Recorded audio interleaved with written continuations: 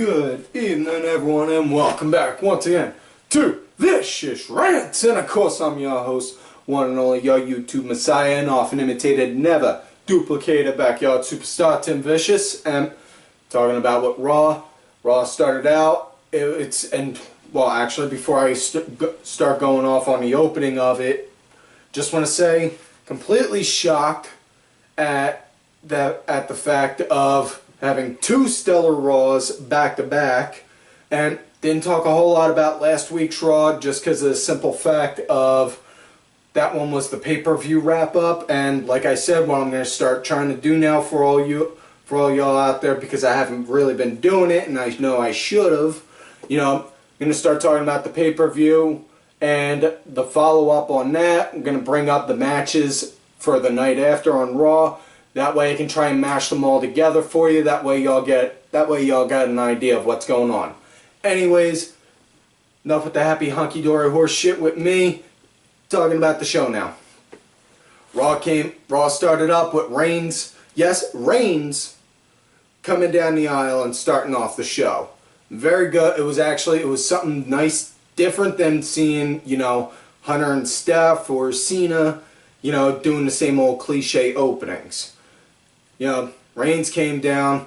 He did the traditional "I'm here to chew bubblegum and kick ass" kind of talk, like every new guy that's being built for the main event spot does. And yeah, I gotta say this, Reigns, I called it. I even called it all that time ago. You can look back. You can even look back. You know what? I'll even give you guys a little bit of time to look. Go ahead, take a little bit. Go back. Watch the one episode when I talked about when the Shield debuted, and I even said then, when they break up, Reigns is going to get a push like Batista did. Go ahead, I'll let you watch. Did you watch? Okay, good. Yeah, I called it. And you know what? He's getting groomed and being built and getting built, and he's going to get a push like him. And big thing that definitely won Reigns over with the crowd.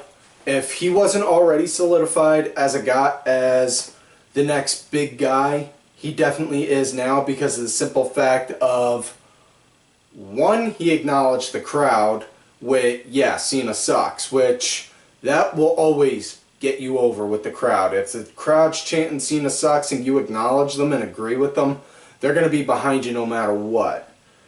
And also, the fact that when Kane came out, he wound up looking at him saying, "So you just Triple H's bitch?" Calling Kane a bitch and saying Cena sucks, yeah, he definitely is now officially over with the crowds.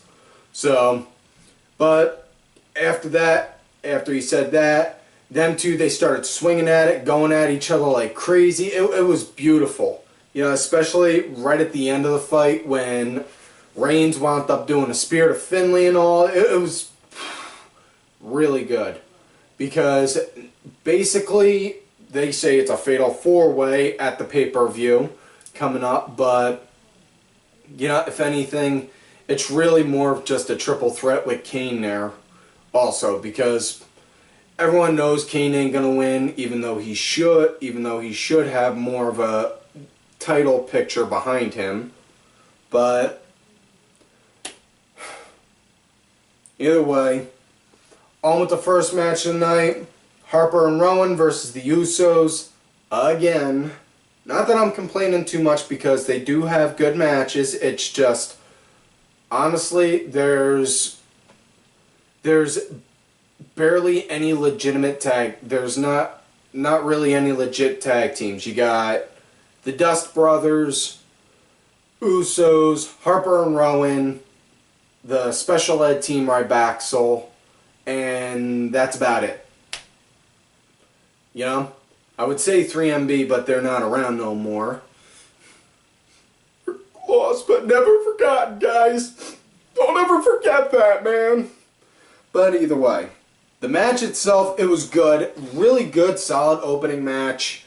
I said last week, Usos had my attention. They lost it now, because they didn't do anything to impress me and have me thinking, okay, maybe I can see these guys as a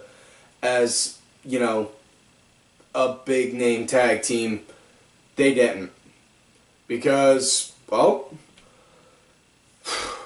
they gave shit. They did the same stuff they've always done, time in and time out.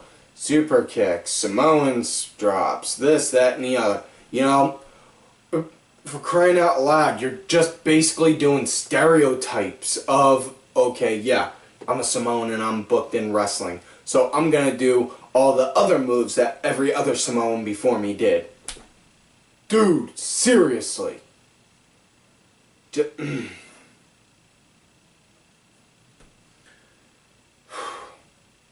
It sucks when you see that. And yeah, the tag division, the tag division has basically eroded altogether, and it's been eaten away tooth and nail, basically.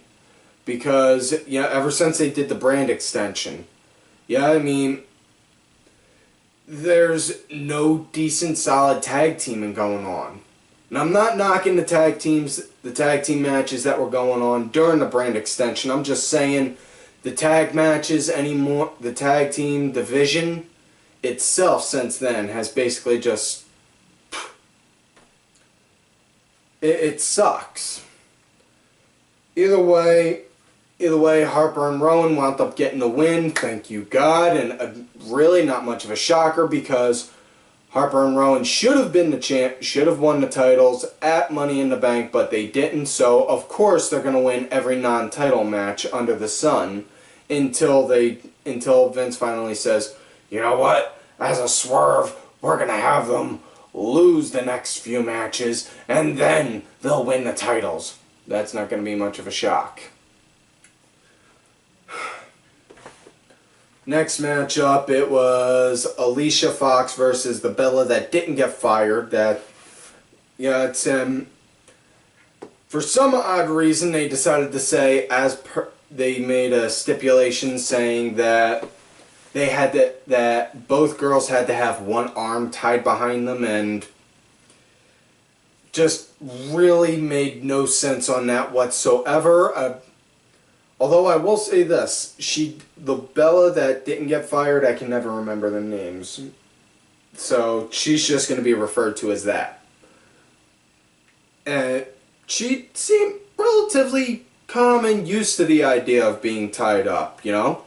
Perhaps there's something going on with her. Perhaps her and John Cena are doing something a bit more scandalous than what the shows may be leading. Who am I to judge? You know? Either way, wound up doing that. Alicia, she kept on doing the, okay. Oh, no. Oh, no. And then she just went all batshit crazy and started whooping her ass fierce. And, in which case, once Alicia starts going all batshit crazy, all I can think is, damn, now she's going crazy enough to where she could either be considered one of my ex-girlfriends or a current girlfriend. Which means I may have a chance after all. So, throwing it out there. Yes, while Phil Brooks may dig crazy chicks, motherfucker, I'm the one that's going with the crazy chicks, so you gotta step up your game. And yeah, I don't even know if you can really say there was a winner or a loser in that match. Because right after that, Alicia went under the ring, grabbed some sodas, started doing like the Steve Austin thing, and then sprayed everyone, and then just kind of walked away like that. Yeah. Next matchup, it was Rusev versus Van Dam. I'll say this much. It was a bit shocking seeing, it was, since they were in Canada, I first saw them, all I thought was, okay, they've been doing nothing but trash in the U.S. They're in another country now. Let's see what they do. And, you know, they didn't disappoint. You know, and they're still doing the whole pro-Putin thing, which, you know, always good to get heat on. You know, the more the politicians are screwing up, the easier the story can be for political storylines in wrestling. You know, that's just the cold hard truth there. But either way, Rusev versus Van Dam. Van Dam, he's he put Rusev over pretty good, you know. And I've said it before, Van Dam, all he does is just hit the same spots, nothing really big or fancy, nothing new on him, you know, but he's a worker now, you know. He's basically doing like what Jericho does, like what Jericho did, you know, looking at someone saying, oh yeah, I'll put him over. I'll put him over. Oh, you let me work with him, I can put him over, no problem. You know, but it was, you know, for a minute there I thought, okay, maybe we could actually see some martial arts work in there. Didn't really, you know. Kind of disappointed on that. Rusev won, obviously. You know, another thing about that shocked me was I was expecting Swagger and Coulter to be on there. They weren't. All they did was show a little video of a recorded promo. Coulter throwing out a challenge to Rusev at the pay-per-view. And throwing it out there right now, folks, I may not catch the pay-per-view live that night. So I'm going to be on the Sunday Segway podcast that day, and I had to request for that to work that morning.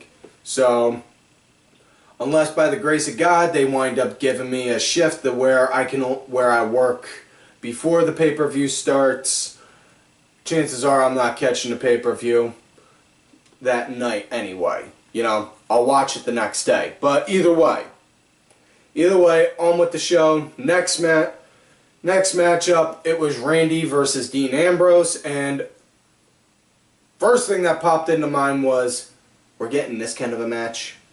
We're getting these kind of good matches all within the first hour. Thank you, Lord, is the first thing.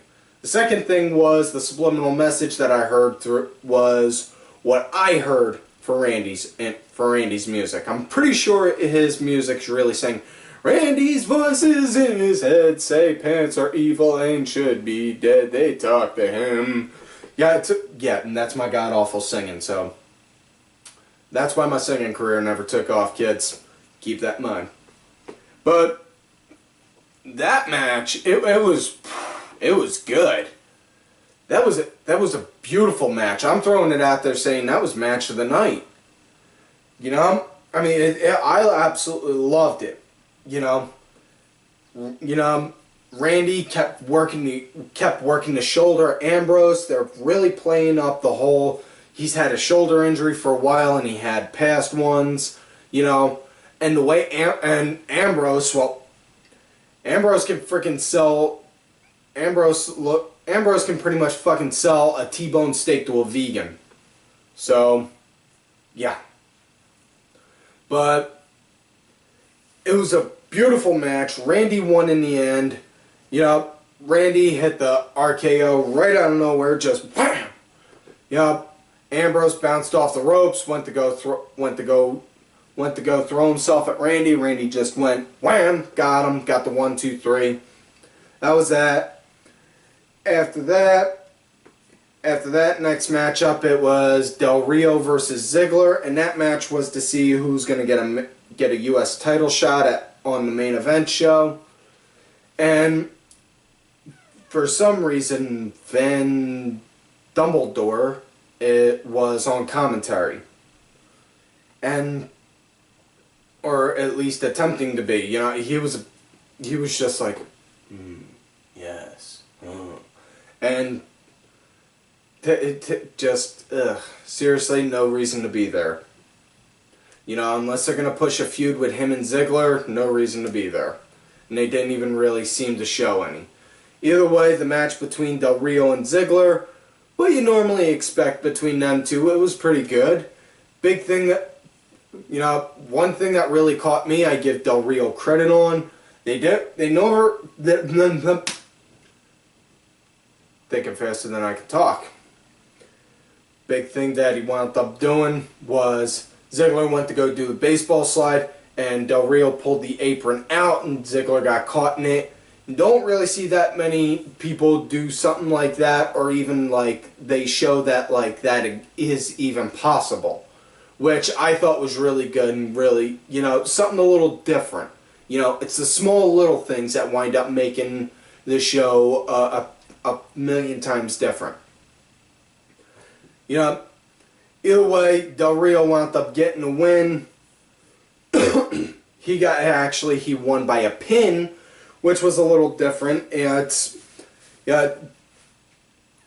Van Doubledore wound up climbing up on the table, started dancing, threw Ziggler off, and Del Rio got the cover up. That was that. Next thing you know, it was next matchup was Sheamus versus Sandow, and way Sandow came out, oh my god, that was the best one he's done yet.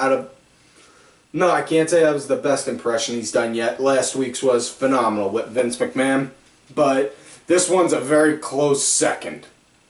Bret Hart was out there, you know, complimenting on how, with all good things from Canada and such, and they were in Montreal, and again, seriously, Bret, you're the only one that still talks about the screw job. Can you please just let it go now? You know, my generation grew up seeing it. The generation after me, they just hear stories and have seen the matches. You know, they've had movies, books, cartoon shows, coloring books, people skywriting it all the time, talking about it. It's done. It's over with. You know, let's just bury it and get it done. Either way, Sandow came out while Bret was done, and came out dressed just like Hart, and oh my god, it was so beautiful. He looked just like him from the neck down, and I thought he pulled that off good. And what was even funny was the fact of right after Bret knocked him out and Sandow fell out the ring, Sheamus then came down, they started up the match. Sandow wound up working in the same kind of moveset as Bret, which was what really sold me on that. You know, that's what was amazing. You know, Sheamus, obviously, he got the win. All in all, though, it was definitely a true sign. Sandow's now, like I said last week, Sandow's no longer in the bad, definitely isn't in the shitter with Vince. If he's able to go out there last week and imitate Vince McMahon and do a "you're fired" on Vince McMahon's level when his own daughter can't, and also then coming out in Canada and ripping on one of their home countrymen. And either way, next matchup, Miz versus Jericho.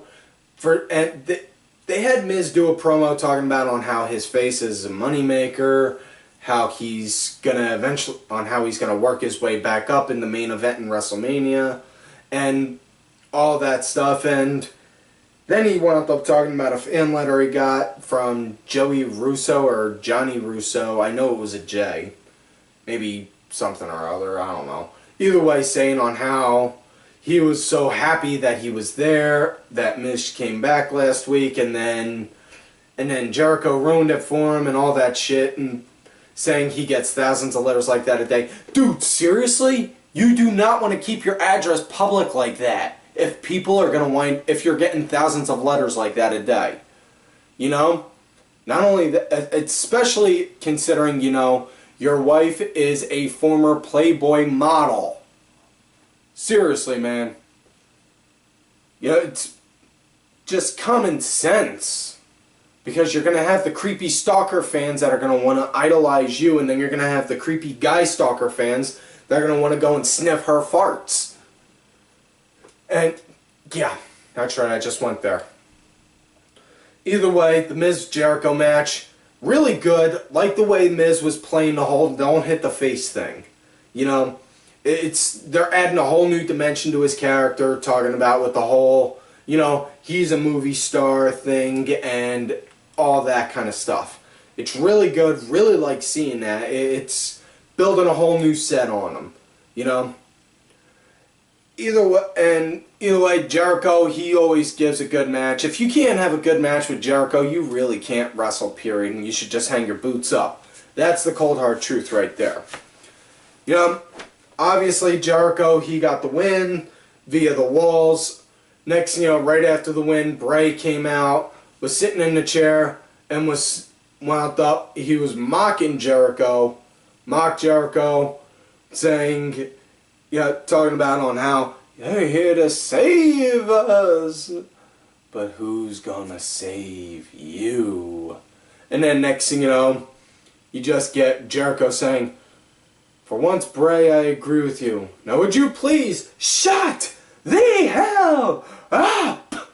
And then talks about how he's going to come down there, kick his ass. Next thing you know, lights go out again, and then the lights come back on.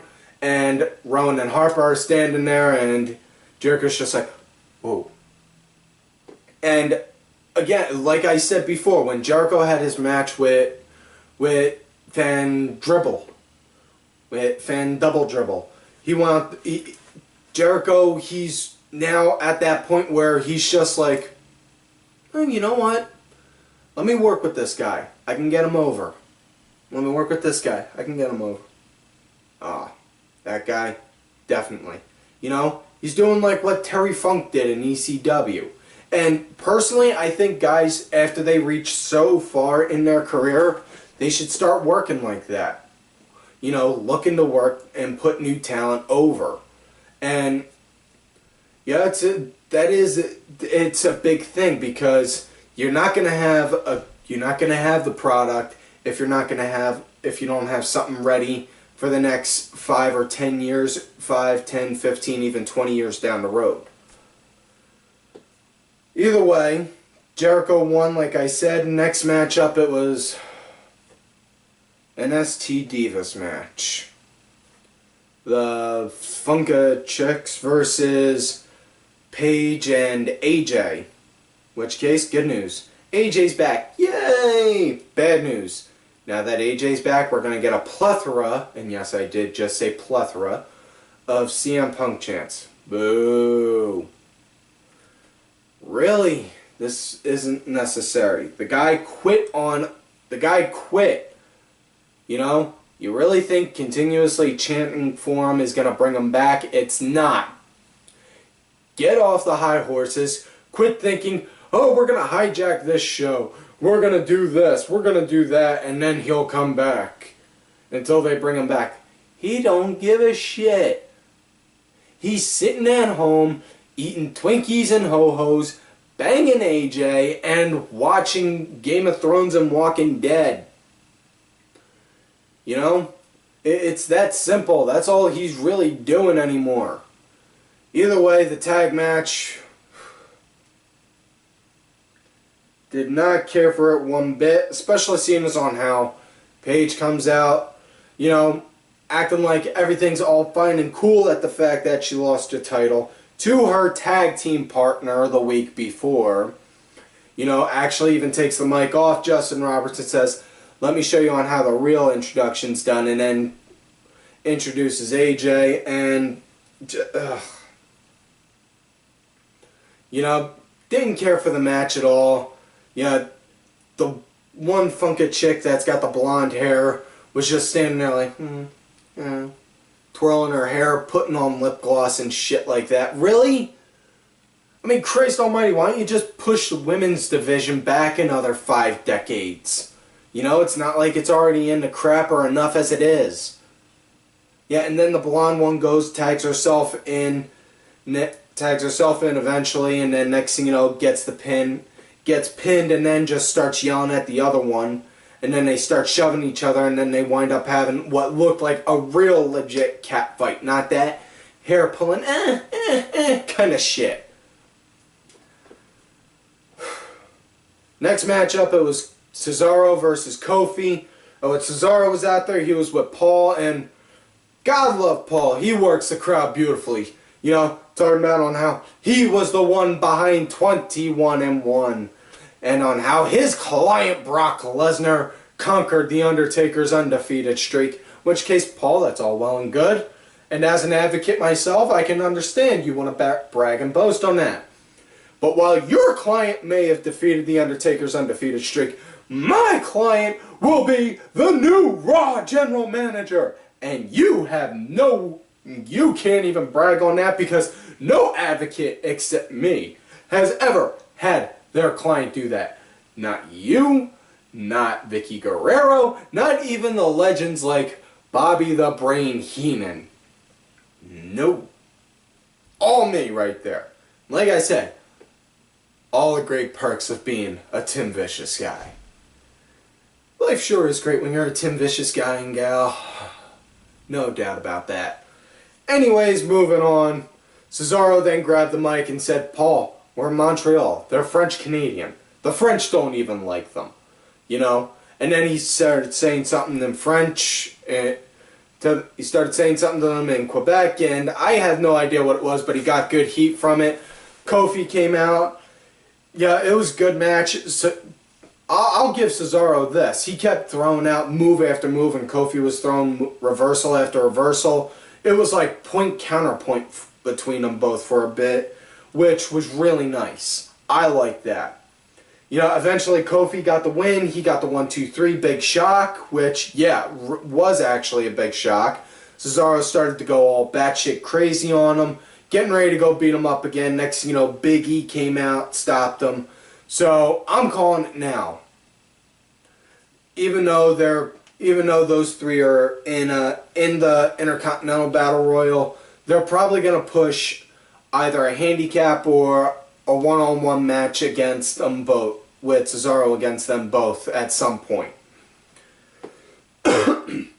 Next matchup, El Torito versus Bo Dallas, and again, I can't stress this enough. The fact that Bo has such a cheesy gimmick and that, you know, I just hate seeing it is why I absolutely love it. You know, going up to El Torito and just being like, hey buddy, know you're a little short, but you'll get bigger someday. All you have to do is believe, and then just, oh my god, doing shit like that, it's just beautiful. You know, although I will say this, I never did see an acid drop done on a midget before, so that was pretty impressive. Bo, you know, started to show some frustrations, which is nice because his character kind of needed that, you know, for character development to show that, oh yeah, I'm not all sunshine and lollipops all the time. I do get a little mad, which was good. You know, after that, he started doing his victory lap, and I fell over laughing when in the middle of his victory lap, he bumped into Torito and knocked him down. You know, I that's actually what broke me out of the hypnobelly trance, which was good. Next matchup, it was main event of the night. Seth Rollins, Mr. Money in the Bank, and Seth, you can have your yellow suitcase all you want, but it doesn't compare to the Tim Vicious Money in the Bank briefcase. Deal with me, folks. I'm on a tight budget, okay? Just trust me, there's a contract in there. Or a bunch of papers that say this is a contract. Either or. But moving along. Stop judging me with your eyes. Either way, Seth's opponent for the night was John Cena. Now, it was a really good match. We'll say that. I really did like it. You know, Cena, he got the win by DQ because, you know, just as Seth was about to tap out, you know, boom, pyro hits, Kane comes down, he just stands there at the walkway, and then next thing you know, Orton comes out from nowhere, decks Cena, and starts taking him out. Next thing you know, Cena starts clearing house, and, yeah, Seth, he winds up taking out Cena with the briefcase, and he's just looking like... And he goes to call for a ref to get it to kill cashing in, and just like Ambrose said, anytime he goes to cash it in, he's going to be there to stop him. In which case, yeah, he's doing good with that, and doing a good job with that. They're really playing up good with the whole Ambrose-Rollins feud. Hoping that this leads to a good match between them two. Hopefully they'll get one at Battleground. They may even do it for the briefcase. But Reigns wound up coming out, saving Cena, did a Superman punch on Kane and Orton, and next thing you know, at the end, Reigns grabbed Cena's hand, held it up, like, yeah, this guy, and then Cena grabbed his arm and was like, yeah, this guy, and then started doing this guy, this guy, until eventually, you know, they developed such arm strength, they wound up they left wrestling altogether and started hosting CBS Professional Handjob Championships. Or am I confusing reality with TV again? Or reality and fantasy? I keep getting them too confused so much. I get very little sleep. Either way, the whole arm waving thing, that was the end of it. And yeah, I give Cena a lot of shit, and that's the God's honest truth. But you know what? The new talent that does wind up working with Cena does get over. And that is the good thing. You know? I mean, case in point, Bray. You know? Bray got over. You know? Phenomenally. Roman's getting over. Incredibly. The entire Shield did when they were working against him. You know? But either way, that's all the time for this week's episode. So, like on normal, don't forget to like the video, subscribe to the channel, go back, watch all the other episodes. Look for me on Twitter at TimVicious. Make sure you also look for my backup account, Tim_Vicious. I get put in Twitter jail every now and again. Also, make sure y'all check out all of these. Actually, that's the wrong one. But either way, make sure y'all also check out all these cool cats right here on Twitter.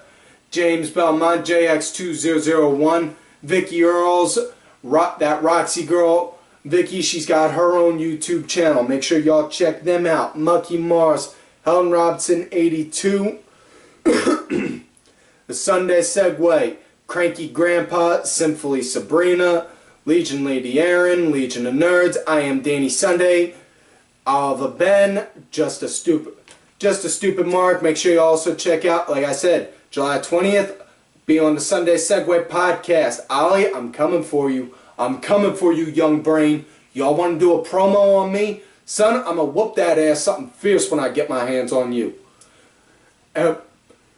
Also, we'll be on the Matt Turmoil podcast, July 31st. Make sure y'all also check them out. Really good show. Always like listening to it. Alright, and like I always tell y'all, you love me great, you hate me. Fuck yous.